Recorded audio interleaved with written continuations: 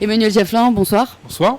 Vous sortez de la conclusion, de la clôture de ces 2 jours du 3e Parlement des entrepreneurs d'avenir. Alors on a beaucoup parlé d'entreprise, de la valeur attribuée à l'entreprise. Vous parlez éventuellement de gentleman entrepreneur. Est-ce que vous pouvez nous dire ce que vous mettez derrière ce terme ? Alors beaucoup de choses, une vision du monde, une Weltanschauung comme on dit en allemand, et l'idée surtout que l'économie a prise sur le monde d'une manière qui est unique dans l'histoire de l'humanité, que le politique est un peu sur la touche, et que désormais soit l'économie avilit l'homme, soit elle l'anoblit.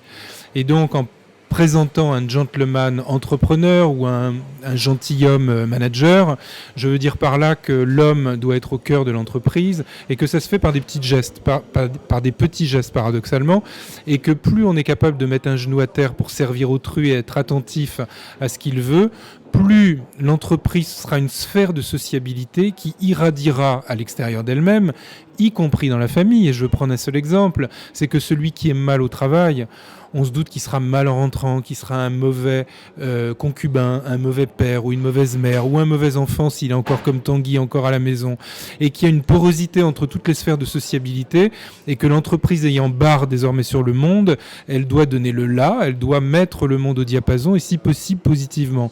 Donc l'idée du gentilhomme, c'est pas celui d'autrefois, de celui qui était bien né et qui dans le fief de son château avait quand même le mérite et le devoir de protéger la veuve et l'orphelin, mais c'est celui qui, en se mettant entre parenthèses, en étant à l'écoute d'autrui, en rendant service, est capable d'associer la richesse et la sagesse et les vieilles civilisations de l'honneur médiévale avec notre société du bonheur. Alors le thème de ce 3e Parlement des entrepreneurs, c'était « Et si l'entreprise avait des solutions ?»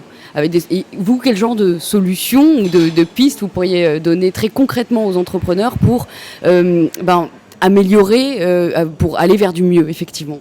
Alors plusieurs, j'en donne plein dans la deuxième partie du livre qui traite à proprement parler du management, mais la première c'est de faire confiance à l'imagination.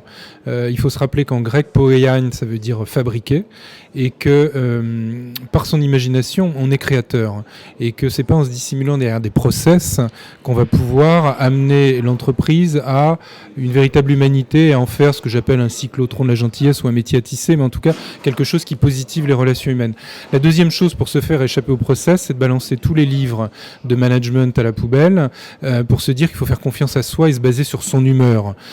Quitte à se dire que la gentillesse, c'est pas une morale du devoir, c'est une morale du pouvoir, c'est quand on veut, quand on peut et surtout pas quand on doit, mais que du coup, cette confiance qu'on fait à l'humeur amène dans l'entreprise une mobilité et des relations qui sont à mon avis plus fructueuses que le simple fait de mettre, comme dans des castes, les individus dans des cases.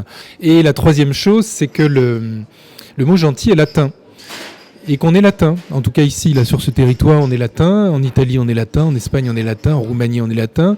Et que la gentillesse, c'est justement cette vertu de l'humeur qui consiste à se mettre entre parenthèses, à mettre son tout à l'ego sous le boisseau pour accueillir autrui.